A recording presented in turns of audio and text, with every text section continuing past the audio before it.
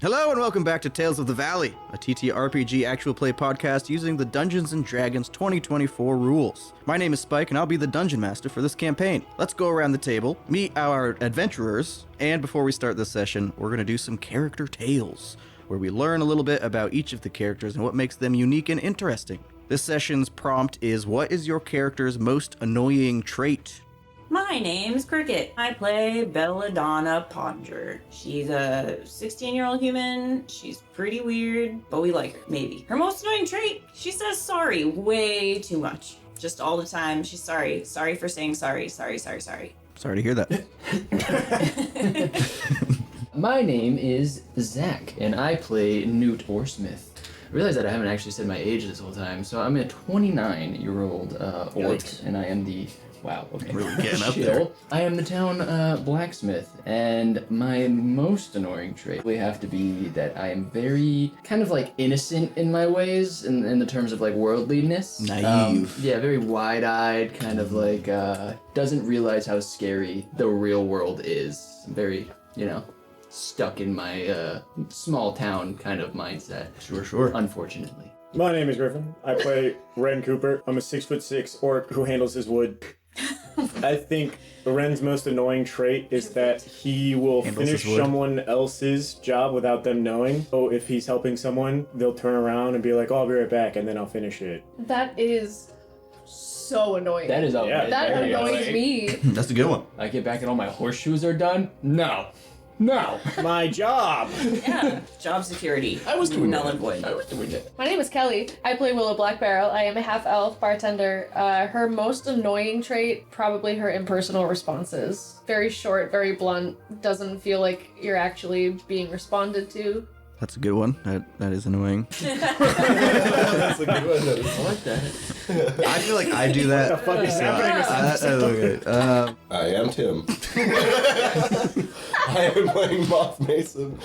His most annoying trait is he is a very food-motivated individual. He'll eat anything, sometimes to his own detriment. He'll make himself sick. Oh.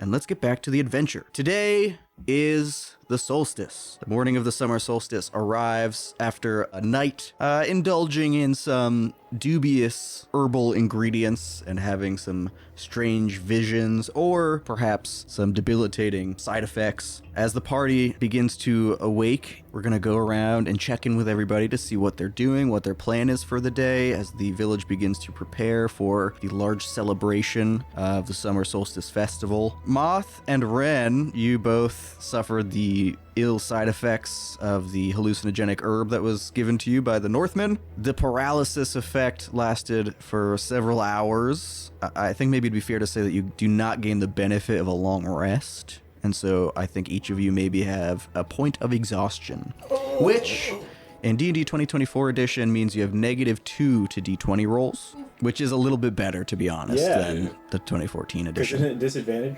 It used to be disadvantage on ability skill checks. checks. Yeah. But now it's just a compounding -2. So you have -2 on all the D20 rolls. If you gain another point of exhaustion, it's an additional -2. And then still at level 6 exhaustion, you die. But hopefully that will never occur. Let it ride! Let's keep it going! But both of you wake up exhausted without sleeping well. I'd like to think I'm probably going to try to find some water to drink, so I'll probably try to go to the well. Sure. And pull some water up. Go to the and, village drink well. it right out of the bucket, kind of thirst. Yeah. It's like a bad night, man. Well, question. Well. Well. Well. Okay. Where did they bring you to? Did we establish? It's up to you guys really where you want to be when you begin the day. You could have I instructed... think that he went to his house. And think then so. because I I was think Moth thinking walked him. I would have had them bring them to like a room at the Bee and the Bird. Oh. Just because I don't know where your father was. You said he was already sleeping when you left. He wasn't even home. Right, so I didn't want to just drop Well, you you didn't see him off at with least. nobody there. You didn't see or hear him, but Yeah, you can decide where you are. Unsupervised. Wherever you would like to begin your day. I'll wake up at the tavern, I guess. Okay. Sprint down to the village square. Same thing. Drink out of the well. To get some water. I think you Right past see... downstairs. Past all the water Do you have one? at the tavern. I want it fresh. Fresh out of the ground. The freshest groundwater. The fresh well water. You run out, you see all the early morning village folk who are out and about, give you maybe a glance or two. Although, I imagine this occurs sometimes when people are up extraordinarily late and indulging in some imbibements, severely hungover, and you're like, I gotta drink out of that well right now. I need the well water. I need the well water, the curing properties of the well. Timmy fell in a well. Timmy fell in the well. So you're in the middle of the square drinking from the well. Yeah. I think maybe you see Reverend Thaddeus Page, who's nearby. You all right, Moth? I'll like look up with like the water dripping from my beard. Long night? Oh yeah, I'm good. I'm okay. Partied with the men from the north a little too hard. They said we were gonna see dead people, and I was trapped in a flesh prison for 2 hours. Did not go the right way. You see a very concerned expression on his face. Well, if you need to talk about anything, I'm always here. If you need to confess or ask for guidance. I'll think about it, and I'll go back to drinking out of the bucket. To himself, he says, yes, I think you should. And he goes back and leaves you. And what about Willow? Where does Willow begin the day? Willow wakes up in the room that Moth was left in, maybe on like a chair in the corner, like on a blanket on the floor, keeping an eye on him, and he's gone. Maybe you wake up as he's like sprinting out of the room. Yeah. The door opens. I'm so thirsty. As a bartender, I've seen that sprint before. Yeah. I'm not gonna follow him. Do I remember what happened? Yeah, anyone who had a vision remembers. Okay, I'm gonna look for my father. Okay. I'll stretch, take a couple deep breaths, remember what happened the night before. Yeah, you go downstairs into the tavern. You notice what Moth missed in his sprint, that there's some people down in the tavern. Moth, he just ran right by them, not paying any attention. But as you go downstairs, Willow, you see that Gail Hugo is down here. Lars is down here. It's probably a little bit later in the morning than most of you would usually wake up. Maeve is down here, not too far away, kind of making some breakfast plates, is your father, Tarquin. He gives you like a little bit of like a knowing nod. You guys had a long night? Before or after I found out I was adopted? He kind of gives an exasperated sigh. I can't blame you for feeling frustrated by me, but you're still my daughter, and I still love you, whether you were. He tries to think of like a not super inappropriate way to phrase it. Not from me. I understand it's shocking, and I don't blame you even a little bit. So, I just hope that one day we can move past it. I'm just hands into the food that he's like cooking because Sure. I'm also a little hungover and hungry. Yeah. Just munching on whatever he has cooking. Yeah, he doesn't really seem to mind. Slowly nod. You know, I'm not so upset to find out. I'm more upset that it took this long. Maybe I should have told you sooner. That's fair. But Was there something you were waiting for? no, I just, I guess I sort of figured if it wasn't important enough for you to think to ask, then maybe you didn't mind. And I certainly don't mind. You're right. I should have earlier. I guess I don't mind either. Well, good. I'll take another large handful of whatever is cooking and walk away. Okay, we have customers. Yep. Wren, you did not sleep very well, so you wake up in an exhausted state similar to Moth. I think Newt would have brought me back home to my house. I'm asleep on your floor right now. You said it's later than it usually is? A little later in the morning than you'd usually wake up. Some point, my mother or father would have walked in and saw that we were both sleeping. Yeah. And probably had like a bit of nostalgia trip. And Sure, being yeah. like, oh yeah. Sleep over with a cousin. Probably wake up, but I've just been sitting there staring at the ceiling, reconciling with what's going on. And as I'm walking out, realize Newt's on the floor. Yeah. Kick Newt awake. Hey man, how'd you sleep? Probably better than you. What happened? Okay, well. I got really tired and then stuck. Yeah, you were out. You had a pretty bad experience, it looked like. Would Moth and Wren know smoked and had that feeling? Like, were we present during that 5 hours or 2 hours, depending on... Yeah, you're aware enough to know that it happened. It was not fun. I felt lost, even though I knew where I was at all times, but I felt like I was being buried alive and dying. Well, that's awful. I was in a battle and I got murdered. So I did not have that much better of an experience. But it's significantly cooler than being buried alive. Yeah, no, yours sounds horrifying. Yours is like a phobia at its max. Mine was. Did you have any ancestors or connections? Or I remember sitting on the nice little like mats that the guys gave us, and I looked at the ceiling, and then my eyes rolled back, fell still, and then I felt collapsing. Yeah, no, we were a little worried about you, and Moth had the same experience. Okay. So Moth was out as well. Glad I'm not alone. Me, Willow, and Bella, we all were. I think they had a little bit better of a time than I did. That's good. You two definitely got the worst of it. The Northmen were totally fine. They just acted like you guys were.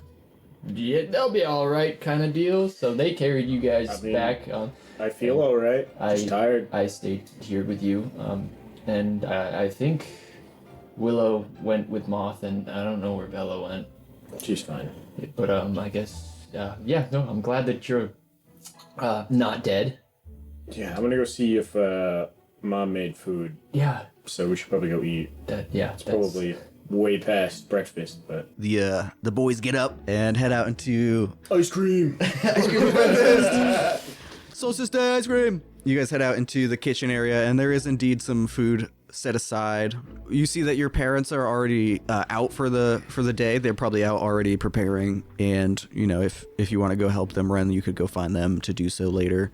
But there is food set out for the both of you, just very simple, like eggs and meat. Eggs Benedict. Eggs Benedict, yes. Hollandaise sauce. Wren and Newt, you go into the kitchen and see that a couple plates of food have been left for you, just simple eggs and meat, something to get your day started. The Cooper family is already out and about, probably getting their preparations ready for the festival. So this just leaves you two in the house and Wren's sleeping sister, of course. Is there anything else you guys would like to do early this morning? Probably eat food, stop by my sister, see how she's doing, and then just walk to the inn. I think I'd probably be kind of like the down low of like how your experience was, and I'm probably telling you like every detail about the vision that I fighting had. a man. Me fighting a creature. So the creature so they are half elves. Moth. What are you rolling for? I'm just rolling. Okay, just checking. 7-0. Willow and Moth are half elves. Yes, that's correct. So, physically looking, do they resemble kind of like the creature that I saw? Because I don't know what an elf looks like. I mean, yeah, you see similarities mostly in that Moth and Willow have slightly pointed ears. For the most part, they resemble humans more. Okay. This elf figure that you saw was almost otherworldly. Like alien-esque. Yeah, okay. Yeah, that's not what I was trying to... Not like... Alien to me. Rude. I'm worried Yeah. that Newt's getting an alter ego now. And he's like, I have this premonition, guys, and there was this guy that kind of looked like you, and now I just... It wasn't like an unrecognizable life form. it No, was I'm just not that saying- It was their an elf. presence was so... Why is that so confusing? Like, alien? No, I know what you're saying.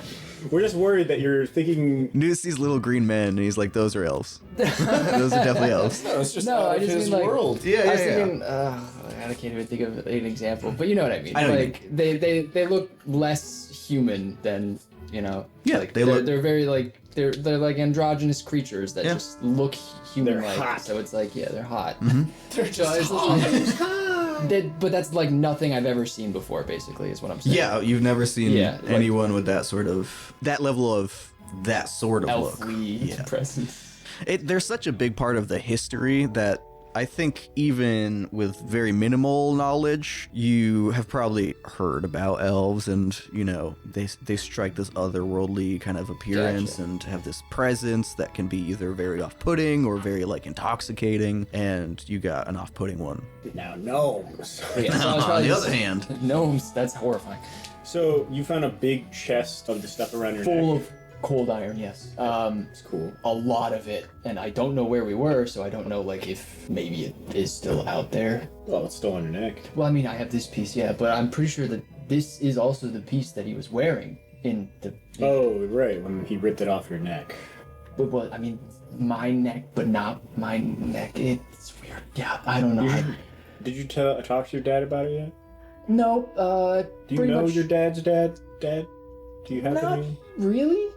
I mean, briefly, I suppose we moved here when, I've always lived here. Our family had moved here, like... Would we have had grandparents in the war? Yeah, it's kind of up for you to decide. Pretty much this whole group doesn't have currently grandparents. It would be common for people that would be your grandparents' age to be involved in battles and in the war for sort of like territorial gain. It would also be common to have lost them to sickness, because in this less magical version of a D&D setting, there is not clerical healing really available, so sickness is harder to cure and treat. Be reasonable to assume that they might have just died of old age. So it's kind of up for you to decide for each of your characters if your grandparents were involved in any conflicts, or if they suffered any illness, or if they just passed peacefully. I don't know. I'd have to think about it. Yeah. Yeah, something to think this about. Episode is very much getting more into like our ancestors, so it's for sure. I didn't think about my grandparents. Yeah. But I also think it would maybe be less common, certainly than it is like in our real life modern times, have a deep understanding of your ancestry, unless it was a particularly important part of your culture. Like in the northern lands, that is a very important part of their culture, as you've seen yesterday. But maybe not so much in Honeysuckle. Honeysuckle in particular is sort of a place of new beginnings for a lot of people. They left other situations that they didn't want to be further involved in. So they might have left any trace or memory of ancestors behind. Okay. Yeah, I figured if you had this premonition of your necklace being popped off of you, maybe that's why it got passed down. You were someone of, instead of speaking to your ancestors, you were the ancestor. I mean, I guess, I should probably ask about the guy that I saw who took the necklace, because I'm assuming he must have been. Did you ever get his name? I mean, remember you said Fang. I was being called Fang, but I don't think I got his name.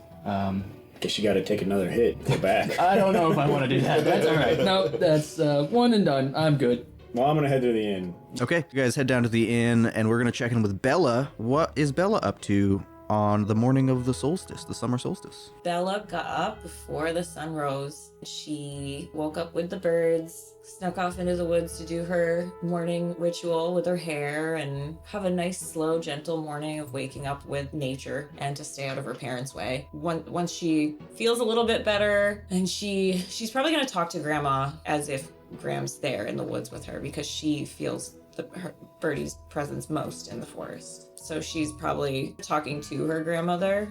I don't know if she's necessarily hearing anything back, but she's also thinking of Old Green and thinking she might want to go visit him again. But after a while, she realizes like where the sun is, and she goes, "I need to get back. Probably first go to Mom and Dad.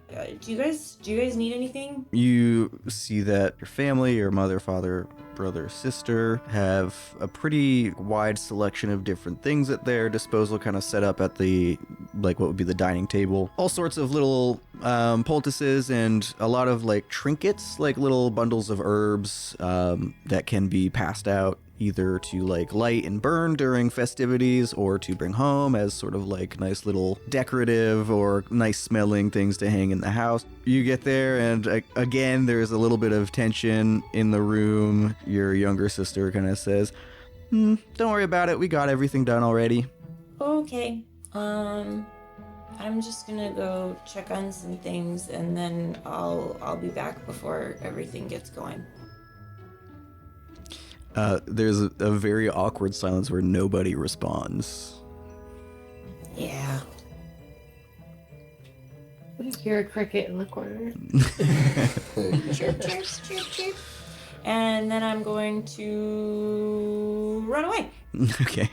As everyone kind of begins to converge in the village, you see is teeming with life and activity. As everybody is beginning to set things up, there is a hill nearby to the village center that is going to be currently being like built a bonfire. So this large kind of like structure of logs and wood is being assembled, and you see all these little like tables and things that have kind of been set up, and little decorative archways that Bella was helping construct the other day are now being in use as like little spots for, not shops or anything, because no one's going to be buying anything, like just little trading stalls and places you can get a little trinket or a little treat or drink and things like that. And I think probably Tarquin and Maeve are starting to set up a couple of the kegs that they had set aside. The kind of festivity part of the day gets more in depth later in the morning, so probably around noon is when most people are going to start to gather and people will begin celebrating and drinking and playing music and playing games. You see Axel Orsmith has set a couple of metal stakes into the ground, and he's got a whole bunch of horseshoes set to the side, and you see he's like grabbed Reverend Thaddeus Page and is like explaining, and the Reverend is very politely nodding along in quote unquote interest. Hostage scenario. And the Cooper family is hard at work constructing this bonfire and also helping set up some of the other wooden elements of tables and decorations. Mr. Mason, Edwin Mason, is not currently present, and Bella, as you kind of run into the center of town, not long after you start to arrive, your family follows behind with all their goodies to start to set up and pass out. So everything is kind of happening today. This is the moment that everyone's been waiting for.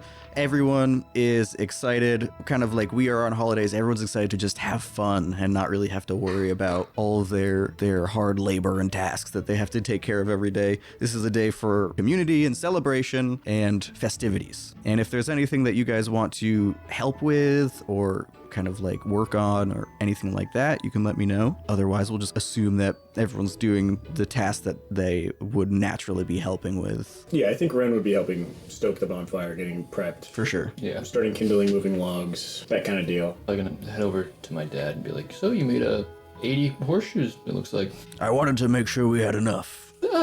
Yep. I thought maybe we would lose some, No, or that's- some would break. They're not gonna break. I don't know why I thought that. Maybe we should get a couple more spikes so you could... That's, you know what, it's Nope, that's a good idea. I'm gonna go get some from the shop. We'll postpone the He comes out with 200 spikes. Nice. He runs to the shop real quick. Oh, what have I done? Yeah, he doesn't even acknowledge and then just runs away the second you mention you need more spikes. You're so right. I'm on it. I feel like I should probably try to find my father if he's not around. Sure. Yeah, you can do that. Yeah, you haven't seen your dad in like... It's been a couple days. Yeah, in like a day or two now. Yeah. Ever since you've a smoke sesh with the boys and girls and Northmen. And men. Yeah. The boys and the girls and the men. We met some strange men and they gave us drugs. And I yes. was paralyzed. I was paralyzed for 2 hours. Yeah, they brought us into the dark room. It's horrible. It was the worst. Yeah, where do you want to just go home and look, or do you want to go somewhere else? Yeah, I'll probably go home first. You head to your house, and as you kind of enter into the door, you hear the sound of masonry, like a chisel on stone, as it sounds like he's in the workshop tapping away at something. Ooh.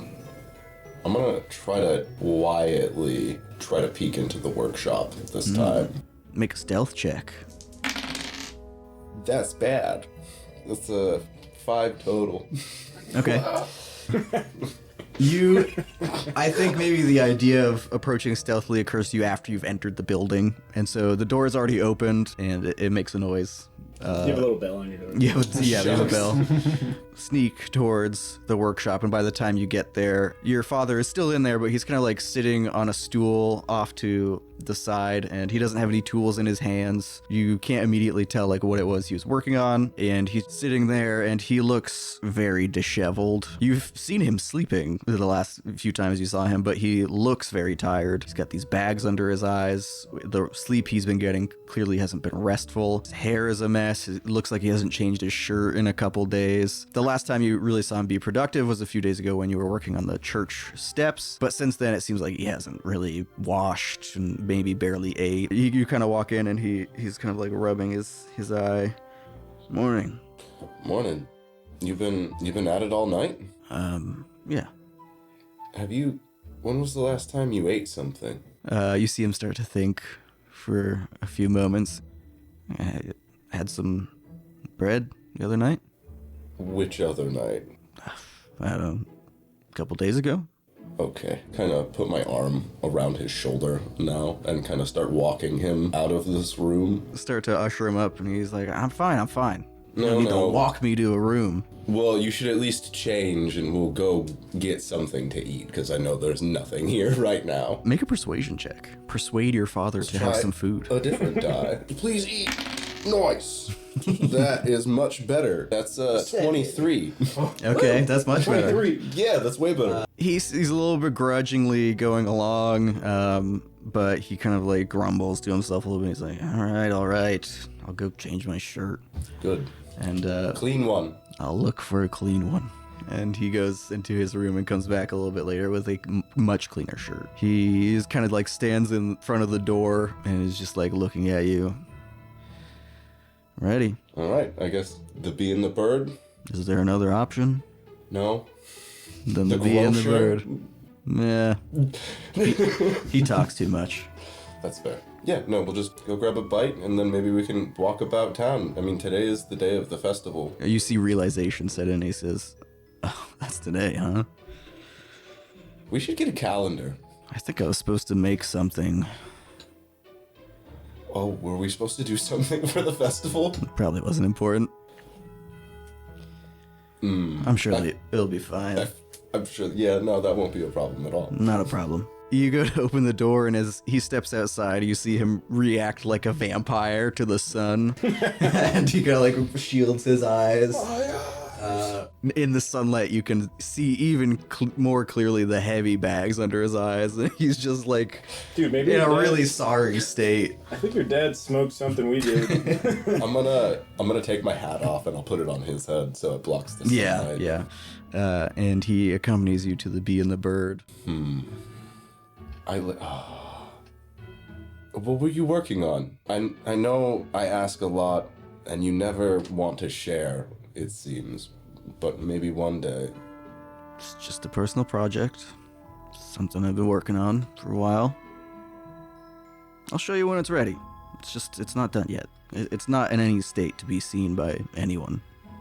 I know, and it's been very trying to be a respectful son. It's right there all the time. You don't even lock the door. He kind of does a little like shrugging nod kind of thing, and well, I know you'll be respectful. You're a good boy. And now we can continue in silence. Okay. I'll just nod. Yeah.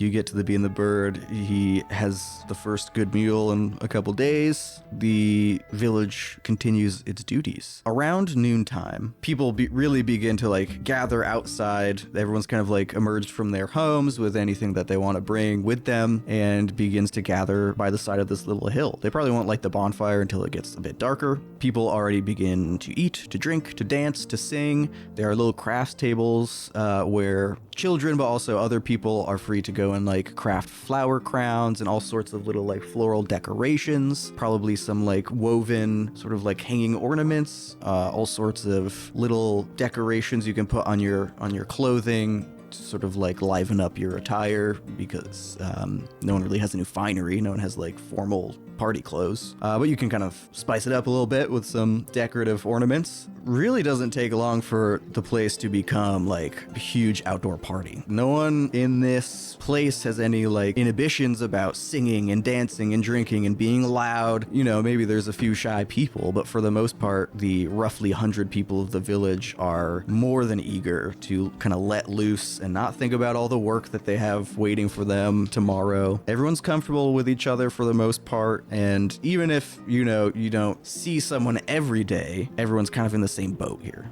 And so there's that shared hint of kinship, even if you're not blood related. I think as people begin to have gathered now, the Reverend kind of comes to the front of the group and he kind of like gathers attention. If everyone is all right with it, I would like to offer a prayer to Arius, and I just felt compelled to say that I'm very grateful to all of you. I know I'm new here, and this is my first solstice festival ever.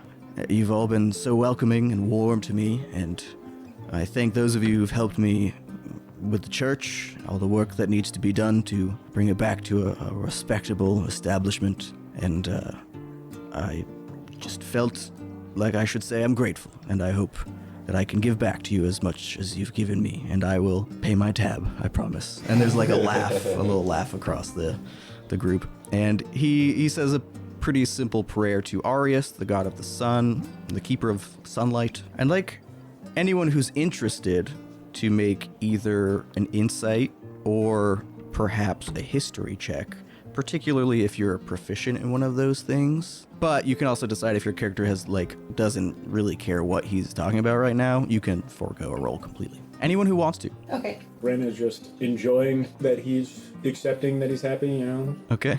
I think I've snuck off to the bee and bird. I want to check on Lars and. Oh, yeah, they're outside. They are. Yeah, Okay. They aren't gonna let everyone party and drink without them. Okay. I was gonna at least They don't help. feel that bad. Yeah. You see, yeah, Gail Hugo has had some help getting Okay, outside. He has like a alright. little crutch now Okay. instead of this I was walking gonna stick. go help him, but never mind. And Lars is out and he's got 3 drinks. Where are the barbarians? Where are they at? They're out as well. Everyone is out enjoying all the festivities, and the Norseman, Harold the Wolf in particular, probably has a little crowd around him, like a little local celebrity. But yeah, everyone is out here. Everyone's drinking, everyone's dancing. Even the Northmen are really seem to be enjoying this little festival, and his 2 companions that really haven't said anything at all are like socializing and dancing and all that sort of stuff. If no one, I'll do it just because I feel like Newt is like more the curious type when Sure. it comes to like religion. Not really so much into like following that religion, but Yeah. just kind of interested. Yeah, you can do either insight or history, and it'll get different information depending on what you choose and what you roll. I'll say history just because Newt's kind of just been into like, Sure. that whole What's your plus for it? 1. So that's a 4. Okay. I got a 9 for insight. I would like to also try insight. Okay. 9 plus 3. 12. Yeah, so you guys, what did you roll, insight or history, Willow? Insight. With a 12, you can tell he's nervous. I think you get the sense that he's not very comfortable as a public speaker, which maybe strikes you as odd for a reverend. But you can see he's got like a little holy symbol of the Keepers of Light wrapped around one hand, and he's like fidgeting. Yeah, he's okay. like prayer beads. He's just kind of like rolling it in his hand. A little bit of sweat on his forehead in the sunlight reflecting. You just note that he seems uncomfortable being a public speaker. The 2 of you, what I will say, even though you didn't roll very high, you all can tell that he's speaking in a different language. For the prayer? Prayer is in a different language. It's not common, it's not orc, it's not halfling. I don't know if anyone speaks halfling. It's Sylvan. Do you speak Sylvan? Mm-hmm. You should have advantage on that roll. Okay, that turned into 14. Okay. You believe it's Elvish. Okay.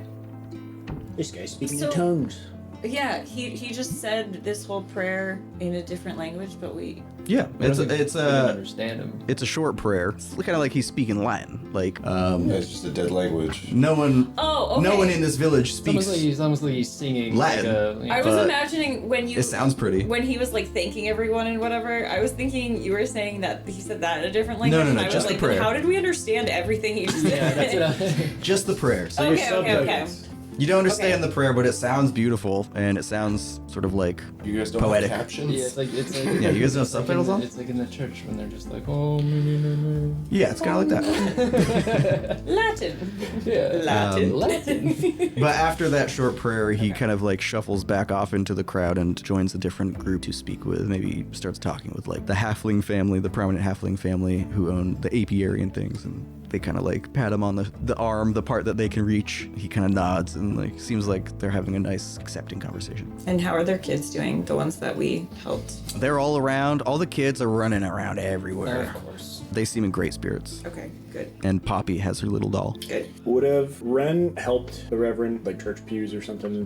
For sure. I just didn't know if we had a relationship or not. Yeah. Does the Reverend look human? He is human. Okay. Yeah. So I don't think we didn't. No, I'm just like, realize, if he wasn't, did we just not pay attention that he's half elf or something? And I'm like completely just blanking. Yeah, no, he's human. Okay. He's like probably in his late 30s. Okay. I suspect that my family, the rest of my family, are regulars at the church because they want to conform and like be part of the community and everything. But Yeah. I am usually missing from that. As we've said before, this group in particular is not really religious. Most people would be, because it explains a lot of unexplainable things, and that brings people comfort, and it brings people comfort to imagine that their short life will be rewarded tenfold in the next. It's pretty normal for your family to be regulars, I think. It's also something to do.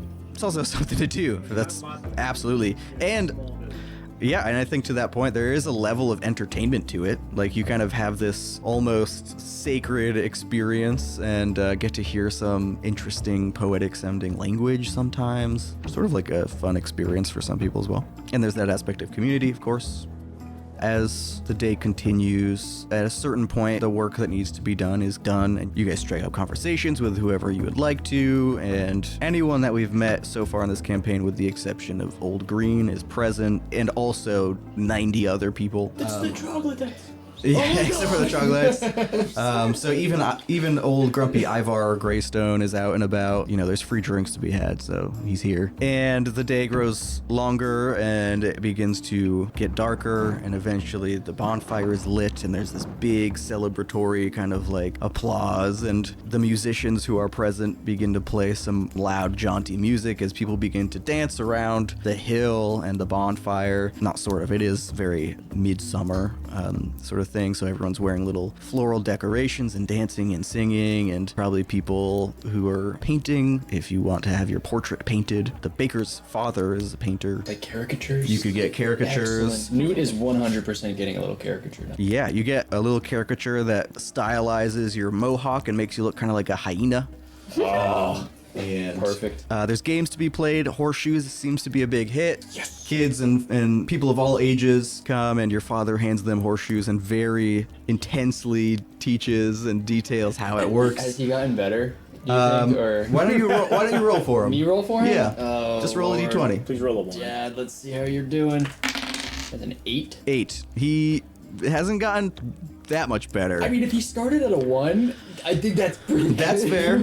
I think he is able to get close now. I mean, maybe he hasn't 8 out hit of a every dead 20. ringer. Yeah. But he's getting better, but he's still not very good. As it becomes nighttime and the stars are out, hidden by some of the bright firelight nearby, you look around, you see Lars, similar to the conversation that the Reverend Thaddeus Page was having with Axel. You see now that Lars is under the purview of Gail Hugo, who is trying to evangelize, and Lars is kind of like standing there with this dead look in his eye, holding a tankard and just getting like an earful of Keeper of the Storm's lore. Gospel. And did you know that? You see that Ivar Greystone, the Dwarven figure, has had so many drinks and is the liveliest you have seen him in basically a year since the last solstice party. He's kind of starting to do like a weird little dance with his like shoulders and his elbows. Can I go dance with Ivar? Absolutely, you can. Yes! I'm so happy. Yeah, you see his face is all red from intoxication. His nose seems like bright red, and he kind of looks up at you as you join him, and he's just like giving this big smile. He came outside by And his beard is like combed, which is unusual for him. soaked in beer. And he seems, he reeks of beer. He's got beer all over his shirt. He's wearing a shirt that has a tux on it, but he's not actually wearing a tux. And he is just having the best time, and he's like seems happy to see you join in.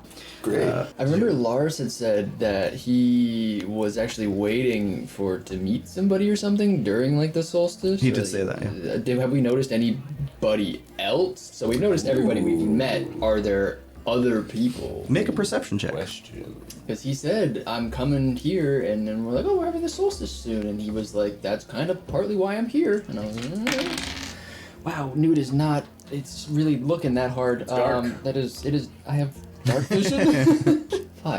5. Not really trying that hard. By the time you think about it, It's you an look impacting around and thought. you don't even. Hey, I'm already you drunk. lost him. It's You don't even know fine, where he is yeah. right now. I would like to approach Lars and just see how he's doing. Make a perception check. Where is he? 13. 13. You don't see him. Okay. You look back to Gail Hugo, who's now just kind of like standing on a crutch, looking around for someone else to ensnare. I really hope Lars is okay. Is there anyone who feels like socializing with? I'm going to force some upon you. I am not a social. I am the least social, so. I think Ren's gonna go over to Newt's dad and play horseshoes. Yeah, I'm probably already Okay. with you. We're Yeah. playing horseshoes. Wren, have you heard about this game? No, what is it? Can you explain it? Well, My son invented it. Oh, yeah. Wow. All right. Newt? It's called horseshoes, and he holds up a horseshoe. I don't know. Did you invent those? I did. The objective of the game is to throw this horseshoe at the stake in the ground and hit it. Okay. All right. Yep. Would you like to give it a try? You go first. Okay. I'm so sick. Age before beauty, right? I rolled a 7. Tosses it, kind of like does a sideways toss. It just hit someone. It hits Hugo in his other leg. Please no. You know, it lands in the general proximity, but not close. And he says, "It's very difficult. I haven't quite figured out the form. Give it a go. Give it a go." Oh, all right. 10. You get it closer than he did. Not in a position to score any. See, Any you're points too or anything. good. I told you it's difficult. I mean, this stake is about 20 feet. It's hard to even see at this distance. Why are there so many horseshoes over there? I brought extras. I just wanted to make sure. Pile. wanted to make sure we had I can enough for barely see a everybody. spike. Yeah. Well, yeah. I didn't know where to put them. I should have brought a crate. Ooh. I'm gonna go get a crate. I'll be right back. He runs off. Yeah, Maybe I'm some so torches. sorry. It was a passing thought. He ran with it. Well, he also just ran away. Yep. Yeah, he runs back to the shop again. Your dad's hustling. Yo, yeah, he's really, Has he slept? Probably not. He really loves the solstice. Like, his favorite time of the year. Definitely. Have you seen Lars in a little while? No idea. Oh, okay. I forgot he was here. Ah. We put him upstairs like 3 days ago. That was the last time I saw him. Did we all see him talking with Gail Hugo, or was that... Really, it was a very passing thing. Okay. I think didn't it was while you were looking around, maybe. Yeah, okay. Whoever was looking around at that time saw him. I just noticed that he also, went missing. Yeah. Yeah, I didn't see Lars. I haven't looked. I remember him saying something about to some friends that he was meeting here, but I don't know. I remember that. I haven't seen him though. Yeah, I didn't know if it was like, I just haven't noticed anybody else, you know? I thought it was just a weird thing, you know? I mean, maybe he got picked up by his friend and they're leaving. Yeah. Oh yeah, yeah. I mean, we can go look for him if you Yeah, want. his I mean, it's Uber not- showed up. I don't think. Yeah, his Uber Black showed up. Yeah, the Uber's here. I gotta He get got out of the Uber XL for all of his friends. Yeah, no, I mean, it wasn't really like a big concern. I just I mean, he's wanted got to to meet enjoy him. the I mean, party. I figured we were not like quite friends with Lars, but you know, we went through some stuff, you know, with the Toggle mics. Yeah, we have nothing better to do. Yeah, I mean, we can look for him if you. You pointed it out, and now I don't see him, and now I'm worried. I didn't care I didn't want to before. say that I was worried, but I'm kind of worried too.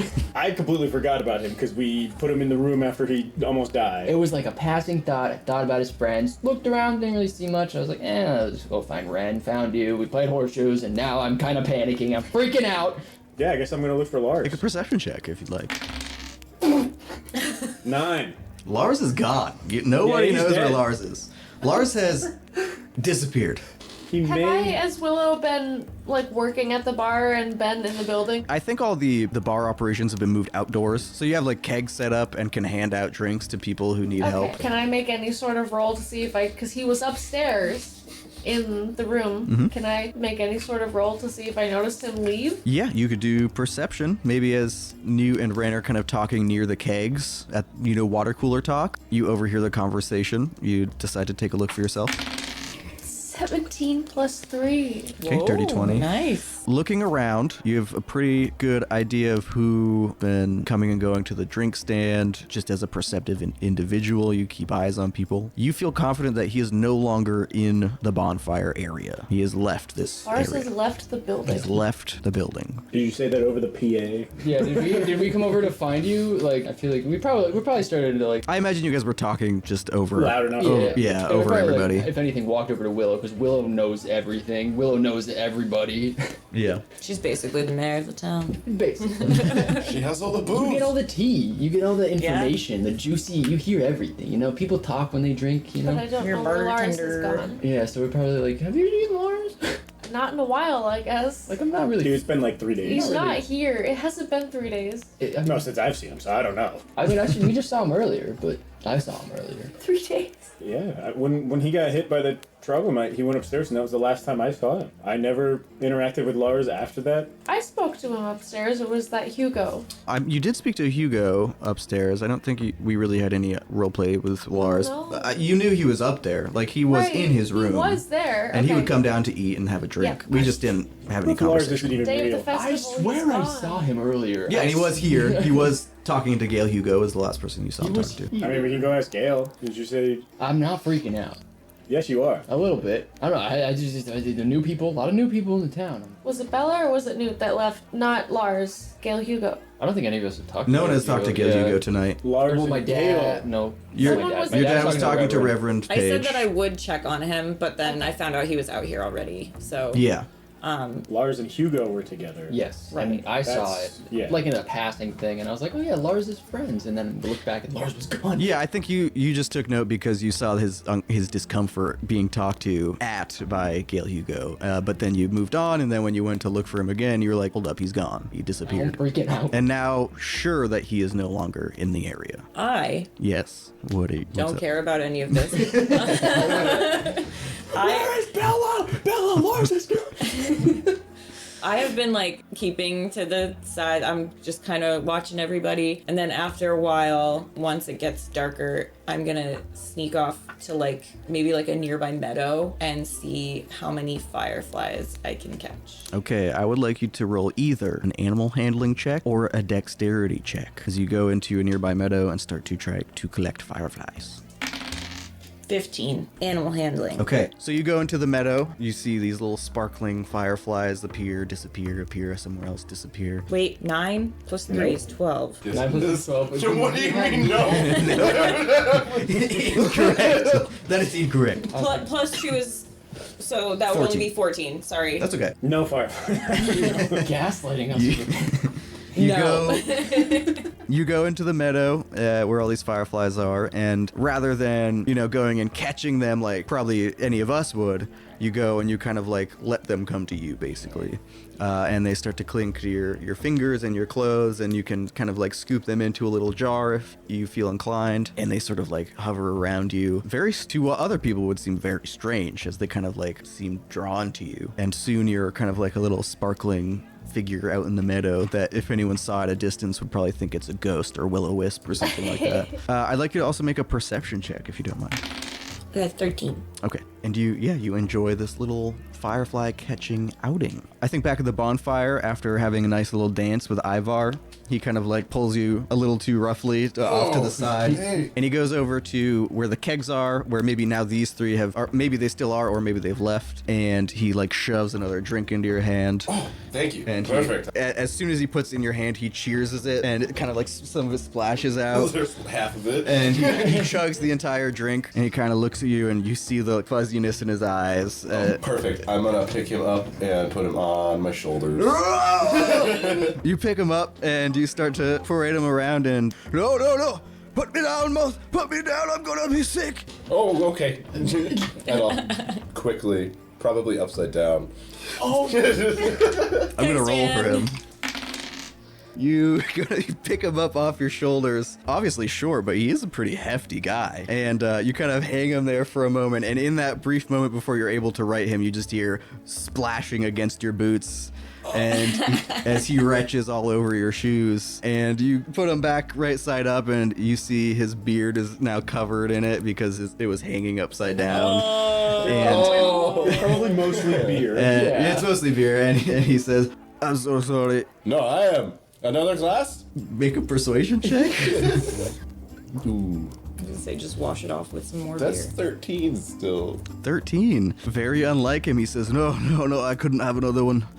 I don't think I'd survive the night. Well, then maybe some bread? Some water? Aye, some bread. Come help me. I can't see straight. I'll escort him to the The well. And throw him in. The curative well. Dip him in. You go to help him out. You're now the person who's like in charge of taking care of that friend at the party. Oh, sweet. And Congratulations, you're a babysitter. except it's a 250-year-old dwarf. I love it. It's That's the a bad best. one. And you kind of sit him down and give him some bread and water, and you help him clean out his beard. And he Also, you are both. You still have 1 point of exhaustion, right? Yeah, Moth and Oh, right, Wren that's still right. have a point of Completely exhaustion. So an only additional rolled minus one. 2 if you forgot. So, but that's okay. I wrote it down up here. Yeah, I wrote it down right in front of me as well. Forgot. Completely forgot. I just, in my head, I was thinking it was funny because you guys are probably like already overtired and you're just like, Yeah. Now drinking. I think there's a little bit of adrenaline rush as like people start dancing and Yeah. singing and drinking. Both but of the rolls we failed anyways, and both of the rolls didn't Yes. matter. and as you kind of sit down with him, he's like, "So you have any luck?" No, not so far. I actually. sorry. I don't even have the thing. I think Willow has it right now. Oh, you lost it. No, Willow just is holding it. Probably for the best. Throw it down the well for all I care. Why? No good. No good. Tip his glass of water Yeah, into he's his kind of like mouth. holding it with two hands. Drinks a little bit. And he's at the point where you just hear him breathing. He's a sleepy guy. Yeah, He's trying he's starting to his get a little best. sleepy. Just trying to focus on not dying. Yeah. he needs a CPAP machine at this point. Newt, Wren, Willow, what are you guys doing? Are you searching for Lars, or are you... Newt is probably full panic mode. You guys are probably fine. I would assume, like... If you're interested in figuring out where Lars went, I also think that you mentioned something about Hugo, so maybe Hugo has an idea. Newt has probably asked every person within a 10-foot vicinity if they've seen Lars. So you asked Moth and the gnome. Well, or I the don't think you guys are like 10 feet away. He's not a gnome, he's a dwarf. Yeah. They stopped by the kegs at one point to get an extra beer and then left because he vomited. unheard of. If you're asking everybody around, I'm starting to make it Eventually known. you get to I Gale will Hugo. Yeah. you ask him and he says, he said that he had to go take a leak. He headed that way. And he points towards the toll castle. Has he said anything about his friends? Remember he said that I don't know if you were there for the conversation. He said something about friends when he got, I don't know. He said nothing to me about friends. Not to be rude, would be surprised. Okay. Nice. Alright, well, we should go to the castle and check there. Do we want to go and get... People, yes. Is it like a booth situation that Willow and her father and her sister are working at? It's sort of like free reign. Like people can just come up and fill their tankards from the kegs. But it's not like in the tavern, like it's outside. No, it's outside. Okay. It's by the hill. You're not required to work it if that's No, but not I'm what you there want. helping. Yeah. I will question my father if he's seen Lars. Yeah, I can he roll was for him. probably awake before I was. He kind of nods and he says came down in the morning, got some food, probably around 1 or 2 he came out to join, and I've seen him around. He was eating, drinking. Not too long ago. I saw him about half an hour ago, maybe a little more. Oh, whereabouts? I think he was talking to someone, maybe just one of the Northmen. I don't know. I wasn't really paying attention, Okay. but I did see him. I don't see him right now. Do you and Maeve, you got this for a second? If I Sure, yeah, go have fun. Okay, thank you. He taps his ribs gently. Careful. I just don't break them more, basically. Is what I'm saying. What? Yeah, Don't dance too hard. But you should dance. Have fun. Just not too hard. I don't dance. He gives you a little look like, are you sure? See you later, Dad. All right. He goes back to pouring drinks. Would we have seen the Northmen still in town? Oh, yeah, they're still partying hard at the bonfire, and you can hear Harold pretty prominently Telling over. his tales around the Yeah, bonfire. he still has like a posse. Like Yeah, a lot of kids are surrounding him. Like they seem enamored, and he seems That's how people get into gangs. he is delighting in telling these children. Oh no. Yeah, he's come join the Northmen. The second Willow hears her father even very quickly mention the Northmen maybe speaking to Lars. It was very quick. You said Northmen, right? He did. Yeah. Yeah. I'm gonna go right up to Harold. Okay, he's in the middle of telling a story to a bunch of kids. Yep. He kind of like gives you that head nod that bros do each other, you know? Like, they nod up instead of down. It's respect. He doesn't stop telling the story as you arrive. I will wait to hear the rest of the story. He says, "And then, upon the field of battle, my great-grandfather slew many of his enemy soldiers, and they cried, and they bled at his feet, and all the kids are looking up at him with huge eyes, and he swung his axe into their flesh and severed their spines, and all the kids are just like smiling with like huge eyes. It's very graphic, and he kind of ends with a flourish, And he stands up, and he's like this huge figure compared Captain to all Morgan of them. stance. Captain Morgan stance on his little stool. All the little kids go, yay, clap, and they seem like they love it. And he kind of nods and smiles to them. And then he kind of comes over to you. So, have you come to share a tale of your victories in battle? I got a question, actually. All right. Have you seen Lars? Lars. Which one is Lars? He looks at all the kids. No, Lars is the older gentleman that I've been told was speaking to you. I have spoken to many older gentlemen. I'm still with. You guys can accompany each other if you want. He had the. He's the only other one that had a sword. Ah, yes. Not Moth. You know Moth. Yes, I know Moth. Other guy that. What had a he sword. carries, I would not call a sword. Sorry. Have you seen him? It seems like you're dodging the question. Yes, I have seen the man with the sword. He was speaking to us briefly. What did he mention anything? Going anywhere? Meeting anybody? No, he asked how long we plan to stay. And what did you say? Until tomorrow. We will return to our home in the morning. Okay. And then whereabouts did he go? Let me roll for it. I do not care where he goes, and I did not watch as he left. These children need to be entertained. You're right. All right. Yep. We're gonna head out. Best of luck. We'll be back to have like a good arm wrestle, alright? Ah, I would delight in a test of strength And might. and might. We'll see you around. I will be here. And he points to a child. You, fetch me a drink. And the kid gets up and runs towards the kegs. He sits back down and begins to tell another story. Thank you. He has no idea where Lars is. Alright, we should go find Moth and Bella and then Lars. And Lars, yes. In that order. I'm freaking out, guys. At first, I was like, it's kind of casual, you know, he's just out and about having fun. And now, I don't know, it's rubbing me wrong, guys. I feel like this whole situation is getting a little weird. That's all. What is everyone's passive perceptions? Just out of curiosity. 13. Also 13. 13, 12. 12, 13. 13. 21.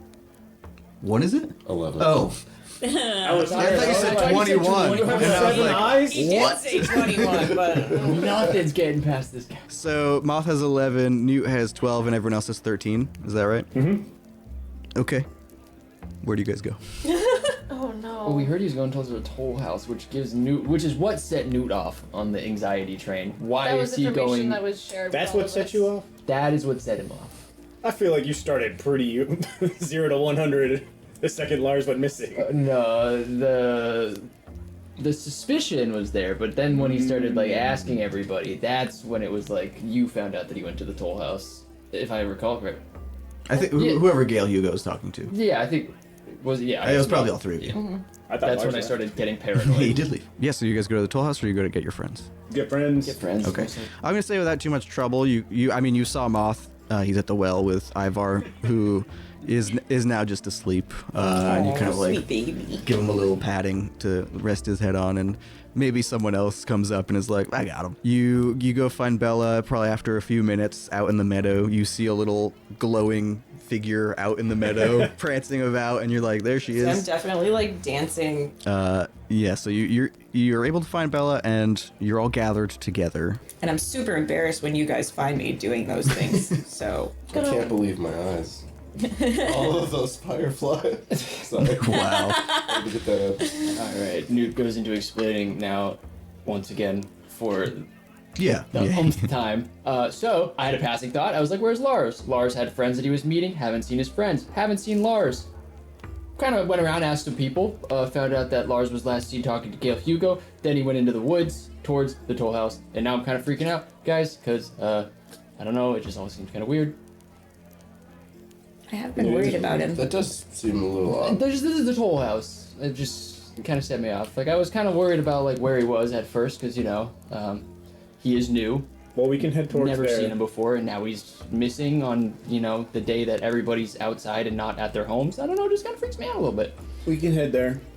And his friends were supposed to come for the party. Yes. I don't Yeah, remember you seeing remember any friends at the party. Well, maybe he went to meet him at the toll house Why would he be going to the toll house? to meet his friends. Why was he so adamant about not going to the toll house when we first met him? I don't know. Seems kind of weird. What were you gonna say, Will? But he did go with us. He did after you convinced him. And even then, he was still weird about it.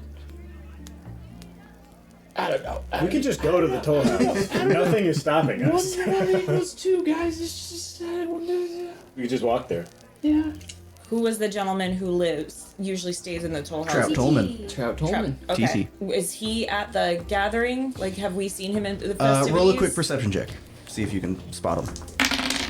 That's 5. You don't Nope. see him. But it sounds like you guys want to go to the toll house. It's Yeah, kind of what I'm getting. let's go to the toll house. You guys head to the toll house, leaving behind the party, and as you get to the bridge that extends across the river and look up towards the toll house, it looks empty. There's no lights on in the windows, but as you get closer and look up, you see one light at the top of the tower. And we're going to find out why on the next episode.